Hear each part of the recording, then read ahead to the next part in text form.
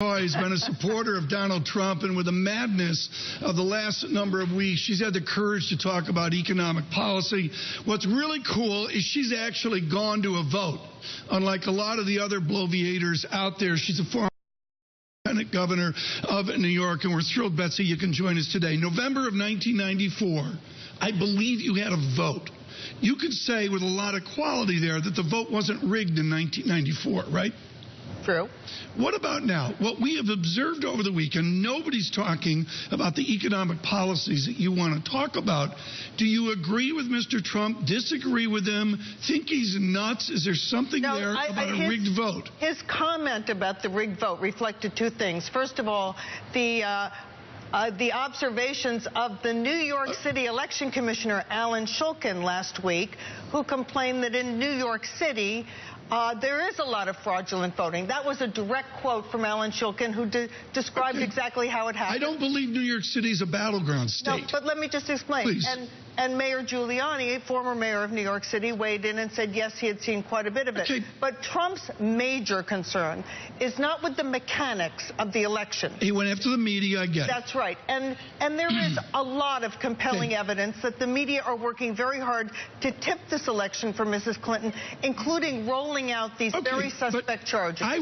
We need to hear from a former public official that's actually sat there and sweated it out at 10 That would be I. That would be you. Yes. I get the media angle. Would you suggest that Mr. Trump, over the weekend, suggested the mechanism of the voting, that, you know, you go in and you do this or you do that, is rigged? Yes, he did make that comment, and as I said, do you agree? It reflects in some places that may be true. I'm not an expert on election fraud, although I have seen some of it. But the more important issue is that he would like the media, obviously, to, for example, cover the WikiLeaks, which includes some very important information for American voters. For example, Hillary Clinton's commitment to open borders. I looked at the Bureau of Labor Statistics, and I can see that over the last year, as an example, growth of jobs among foreign-born in America up 5%. Growth of jobs among American-born workers up only 1%. There's a tremendous displacement of work going on as foreign workers come in, and that is really and that is the heart. I will give you the points that is the heart of Mr. Trump's supporters, among a large part, and particularly of white conservative America. I want you to tell me how your candidate gets back on the Betsy McCaughey track by Wednesday into the election to not make this an embarrassment. What do you need for Mr. Trump this morning? It's an uphill battle against this very tilted media, but the fact is, if he can stay on message, if he can deliver a message that Donald Trump will substantially slash taxes, deregulate, and release energy production so that this economy gets jump-started, I hope Betsy, excuse me. Francine, it's a tilted media. Okay. No, Betsy, not you two. You know I come on here because it's a tilted media. Betsy, the problem, I don't know. I can give you examples, but I don't want to waste your valuable time. Let Francine come in. Hi, Francine. Betsy, hi, Betsy. The problem is that people want to talk about. I'm staying firm. The problem is that there's that tape, right? And the tape changed everything, and it was with lewd comments. So I don't know how we can blame it on the media, the rigged media, the tilted media, whatever the media is doing. I'd like to address that. I mean, the tape is him. It's his words. Yes, that's right. But I don't think that this election should turn on or should become a referendum on body language or on whether air kissing versus lip smacking is where America wants to go. The fact is that Americans are facing a stagnant economy.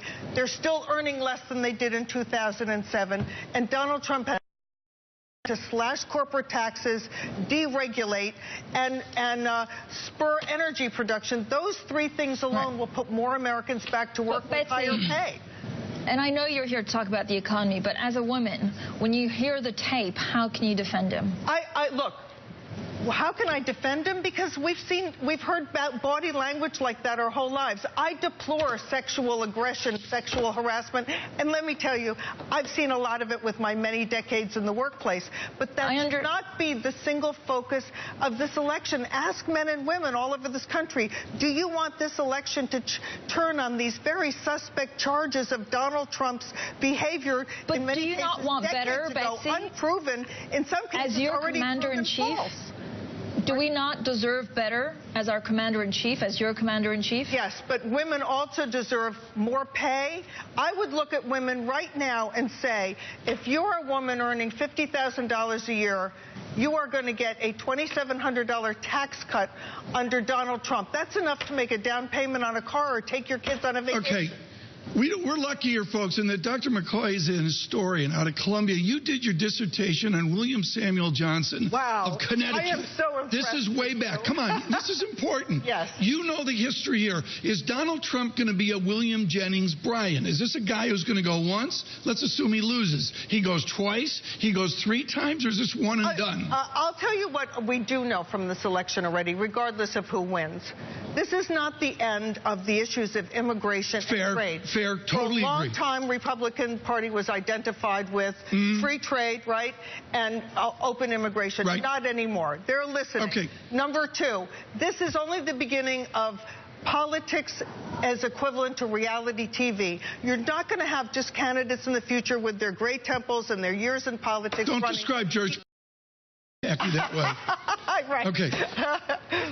This is one final question, Betsy, and I think this is really, really important. Is your Republican Party forever changed, or can you get back to some normalcy 4 years from now? I hope they won't go back, and the reason they won't is that the Republican Party in Washington, D.C. was not listening to the people. They were not taking actions to spur economic growth and ensure that people really could make a living. That was a tilted interview. Betsy, thank you so much. I don't think the media is tilted. I'm going to defend the media every